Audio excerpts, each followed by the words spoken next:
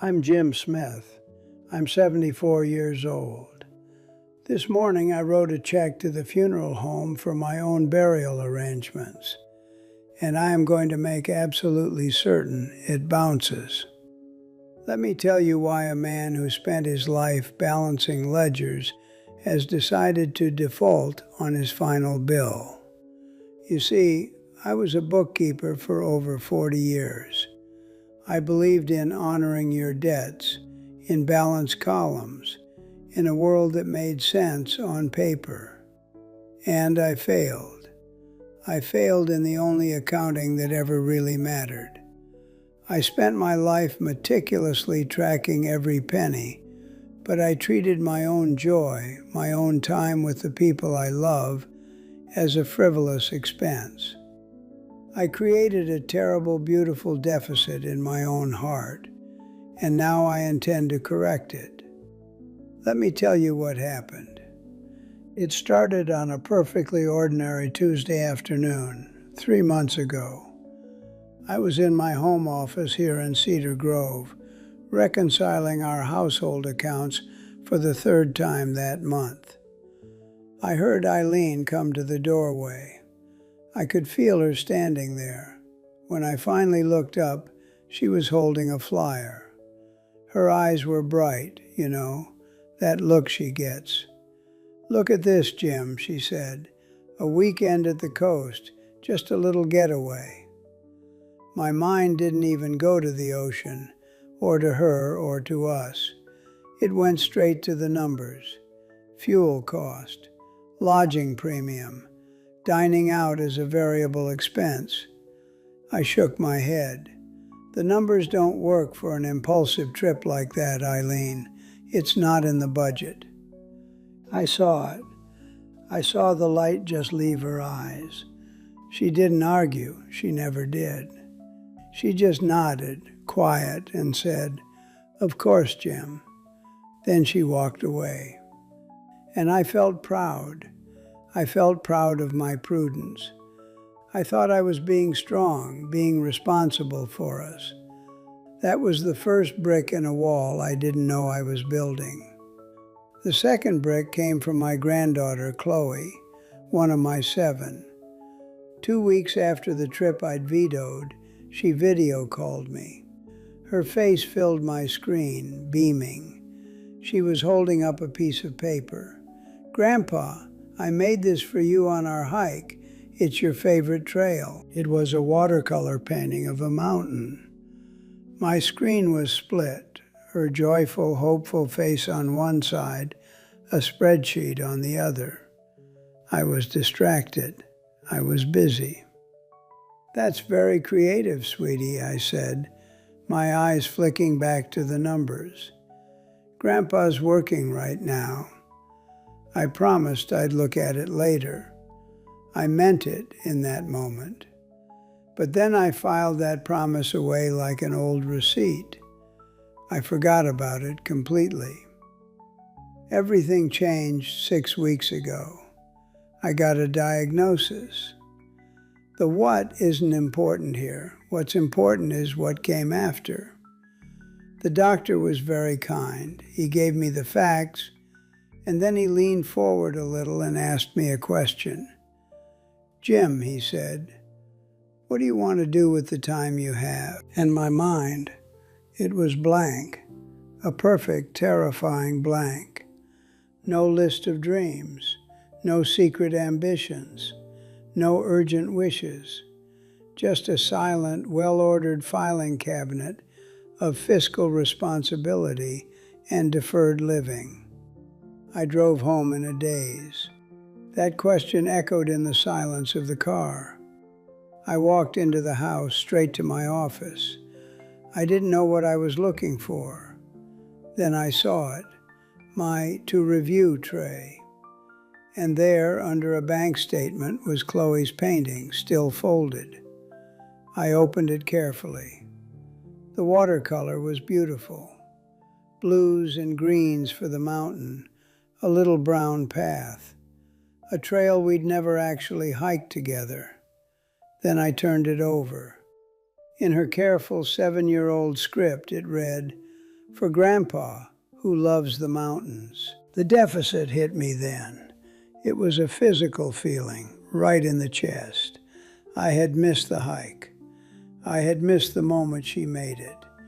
I had missed the living part because I was so busy accounting for the existing part.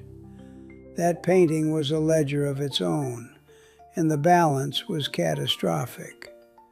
I started auditing my life right there at my desk, and the findings were grim. I'd been so resourceful with money, so optimistic about our portfolio's future, so resilient through every market dip. But I'd been bankrupt with time. I'd said no to preserve capital, not understanding that my moments with Eileen, my calls with the grandkids, were the only capital that ever truly appreciated. I looked up from that painting and saw my whole life differently. I saw the history in Eileen's smile, 1,000 quiet, of course, gems. My meticulous planning had built a secure cage, and she had stayed inside it with me, not out of shared obsession, but out of love. And I had mistaken her quiet endurance for agreement. Honestly, it broke me. But then a new kind of resilience came. Not resilience to endure, but resilience to change. So I made a new plan. If my time is the remaining currency, I will be deliberately, joyfully irresponsible with it. So I booked that coastal trip for next week. I didn't even check the fuel prices. I just called the little inn from the flyer and gave them my credit card number. Then I called Chloe back. I asked her if she would teach her old grandpa how to watercolor. Her squeal of delight almost broke my eardrum. I started saying yes to things before the cost could even register in my brain. The old Jim would have seen a terrifying deficit. The new Jim? He sees it as the only investment that pays infinite returns. Which brings me back to this morning and the final bill. I sat right here at this desk, the same one where I denied Eileen and rushed Chloe. And I wrote the check to Cedar Grove Funeral Home with a steady hand. The amount is correct, down to the penny. I'm a bookkeeper, after all, old habits. But the money in that account, it's already spent. It's for that cabin rental at the coast with Eileen. It's for a set of good watercolor paints and 7 little sketchbooks for my grandchildren. The Undertaker is providing a service, but my family, they need the memory of me truly living. This isn't about cheating someone. It's about correcting a lifelong accounting error. You see, I was wrong for decades. I thought I understood resourcefulness, optimism, resilience. I didn't, not really. Resourcefulness isn't just about stretching dollars, it's about stretching moments. Finding a way to have that conversation, to take that walk, even when the schedule says you can't. Optimism isn't just believing your portfolio will grow. It's believing your time is worth spending, lavishly, on people. And resilience? Resilience isn't just enduring hardship. It's having the courage to change course when you realize you're on the wrong path entirely. It's looking at a life of no and finding the guts to start saying yes. Balance your financial books, but for God's sake, run a massive, glorious deficit in your fun column. Those are the line items that appreciate. A weekend trip compounds into a shared memory that warms you for years. An hour of finger painting with a grandchild becomes a story they tell their own kids. I'm telling you, those are the assets. Everything else is just paper. And if you're listening to this, maybe feeling a little uneasy, maybe recognizing a bit of yourself in my old balanced ledgers, let me tell you this, you still have time. Even if you're my age, you have this afternoon. You have this hour. Call someone you love right now and don't look at the clock. Say yes to the silly, impulsive thing your partner suggests. Be bad with your time. The world won't end if a spreadsheet is left unfinished, but a heart might. A heart might just quietly turn to stone if too many moments are left unlived. So go on, bounce a check, metaphorically or hell, literally if you need to. Have an adventure. Buy the overpriced ice cream cone. Sit on the porch and watch the rain instead of folding the laundry. Your life is the only ledger that truly matters, and the final audit, it comes sooner than you think. Make sure you're rich in the things you can't quantify. The story's told. My check is written. It's sitting right here and it's never going to clear. Now I'm going to go find Eileen. We have a trip to pack for. She's out in the garden probably. And you know what? I think I'll just go sit with her for a while. I don't need to check the weather. I don't need to plan the route. I just need to be there. I just sat with her for a long time. We didn't talk about the trip or the painting. We just sat in the garden, her hands in the dirt with her flowers, mine resting on my knees. And I looked at her, really looked. I saw the lines around her eyes, the way her hair curled in the humidity, the quiet concentration on her face as she deadheaded a petunia.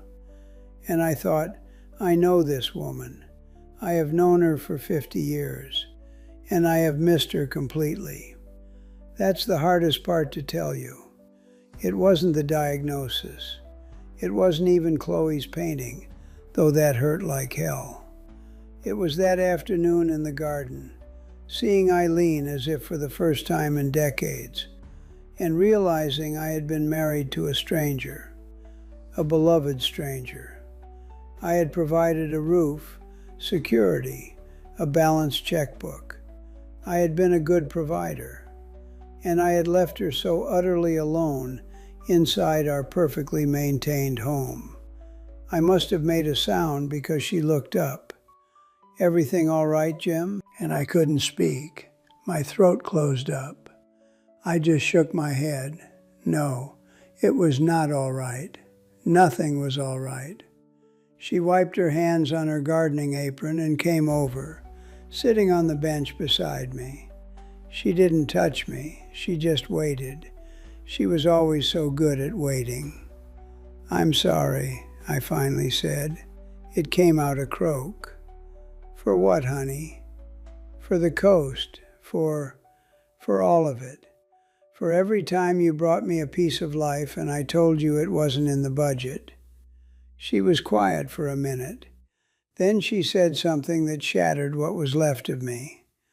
"I always knew you loved me, Jim, in your way. The numbers were your love language. I learned to speak it." She meant it to be kind, understanding. But it was the most devastating thing anyone has ever said to me. I learned to speak it. She had contorted herself, her desires, her spontaneity, to fit into the columns of my ledgers. She had made herself smaller, quieter, less demanding, so she could live in the world I'd built. And I had called that peace. I had called that a successful marriage. "It was a terrible language," I said. "It was the one you knew.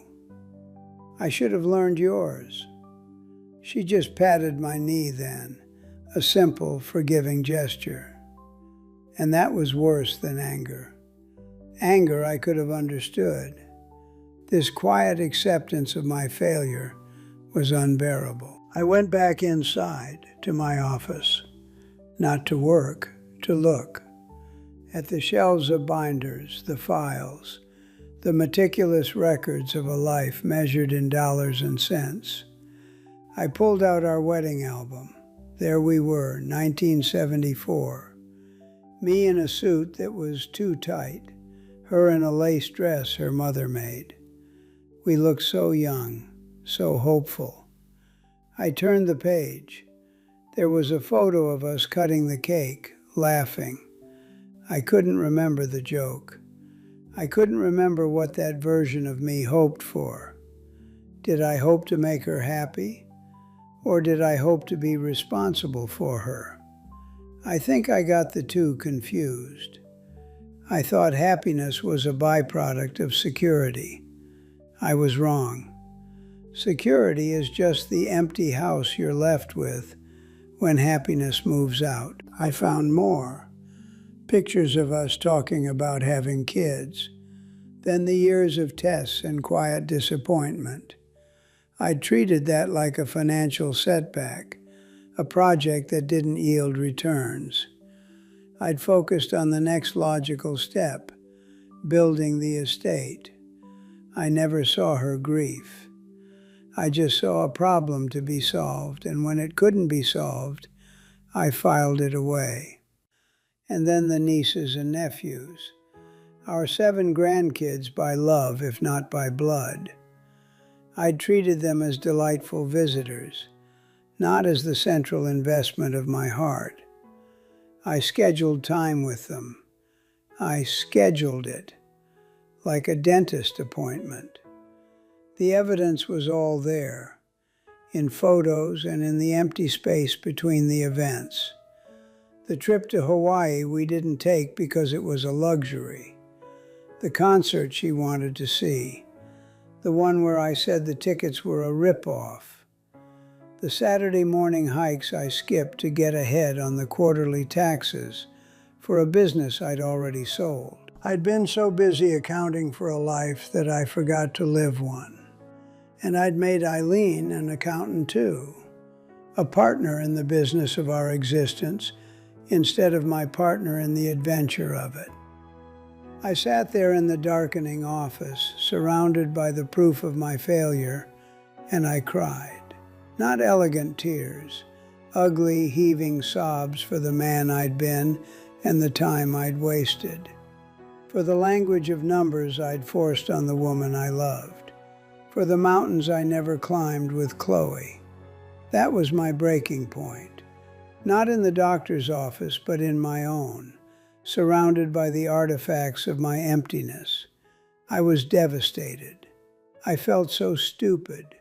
All my resourcefulness, all my resilience, it had all been directed at the wrong target. I'd been fortifying the wrong walls. After a while, the tears stopped. My head ached, my chest hurt, and a strange, clear thought emerged from the wreckage. It's not too late to change the language. It's too late to get those years back. It's too late to unsay all those no's. But it is not too late for today. It is not too late for whatever days I have left. I can't erase the deficit, but I can start making deposits, wildly irresponsible ones, right now. I got up. My knees cracked. I'm 74, but I walked out of that office, down the hall, and into the kitchen where Eileen was starting dinner. "Let's go out," I said. She turned, a carrot in one hand, a peeler in the other. "What?" "Let's go out to eat, right now, that new place by the river." "Jim, I've already started." "It'll keep, or throw it out. I don't care." The words felt dangerous and wonderful. "Let's just go." She looked at me, really looked, and she saw it. She saw that something had broken and something else had been born. A slow smile spread across her face. It was the smile from the wedding photo. "Let me get my purse," she said. That dinner by the river was the first entry in a new ledger. We didn't talk about the diagnosis. We talked about the ridiculous flaming dessert the waiter brought, and the couple arguing at the next table, and how the river looked like black silk under the moon. We laughed. We really laughed. And I thought, this is the interest. This is the return on the investment of just showing up. Here's what I learned sitting across from Eileen that night and in all the days since. I was wrong about everything. I thought being resourceful meant finding cheaper suppliers and maximizing deductions. It doesn't. It means finding a way to say yes when the schedule says no. It's looking at a rainy afternoon and seeing a chance to make soup with your grandkids instead of a reason to cancel plans. It's using your creativity for joy, not just for savings. I thought optimism was believing the market would rebound. It's not. It's believing that this moment, right now, is worth your full attention, and that the next one will be too. It's betting on a memory instead of a mutual fund. And resilience? Lord, I had that backwards. I thought it was gritting your teeth and enduring the hard thing so you could get back to your comfortable routine. That's just stubbornness. Real resilience is having your heart broken open by your own stupidity, by a painting, by a quiet, "Of course, Jim," and instead of building a higher wall, choosing to leave the gate swinging wide open. It's the courage to be different, to be worse at your old life, in order to be better at your new one. So my advice to you, whether you're 24 or 74, is this. Audit your life, but not for dollars. Audit it for moments. Look at your last week. How many entries are in the fun column, the connection column? If it's looking sparse, you're running a deficit you can't afford. Start making deposits today. They don't have to be big, they just have to be real. Put down the phone and listen to your spouse's story, even the one you've heard before. Let the laundry sit and go for a walk. Call your version of Chloe and ask her about her painting. If you've built a life of meticulous responsibility like I did, this will feel irresponsible. It will feel reckless. Good. That's how you know you're doing it right. The world is kept running by responsible people, but it's made beautiful by the reckless ones who prioritize a sunset over a spreadsheet. You still have time. I have to believe that for my own sake. And I'm telling you it's true for yours. Maybe you don't have decades. Maybe you don't have years. But you have this afternoon. You have this hour. And an hour spent fully present with someone you love compounds. It grows in their memory and in yours long after the hour is gone. It becomes part of your story. Don't let your story be a balance sheet. Let it be a collection of wildly unbalanced, beautiful moments. This is where my story ends, at least the part I'm telling today. But the telling of it matters, because maybe it stops you from making the same mistakes. This channel is full of stories like mine, ordinary people who learned extraordinary things the hard way. If what I've said here today resonated with you, if it made you think of your own ledger, I'd be grateful if you'd subscribe. Hit that notification bell. There are more voices here, more hard-won wisdom, and you might just hear the one thing you need. Leave me a comment down below. Tell me, what's one irresponsible thing you're going to do this week for someone you love? Or maybe, who is the person you need to call right now? I read them. I really do. If this story meant something, hit the like button. It tells the algorithm that this kind of conversation matters. And share it. Share it with a friend who is always too busy, or the parent who needs permission to put down the planner. Maybe you have a story of your own, a lesson you learned that could help someone else not waste their precious time. There's a link in the description where you can tell us about it. Your story might be the one that changes everything for someone watching. And if you're looking for a place to start thinking differently about time, I'd recommend a book. It's called The Gift of Years by Joan Chittister. It's not about dying. It's about living this part of life with intention. I've left a link below. My check is still sitting here. It's never going to clear. And that's exactly as it should be, because the final bill isn't paid to an undertaker. It's paid in the currency of a life well lived, in the memories you leave behind. Make sure yours are rich. Make sure they're vivid. Make sure they're full of the sound of laughter by a river, and the smell of paint, and the feeling of just sitting in a garden, finally present, finally home. Now, if you'll excuse me, Eileen is calling. The suitcases won't pack themselves, and for once, I'm in a hurry to be somewhere.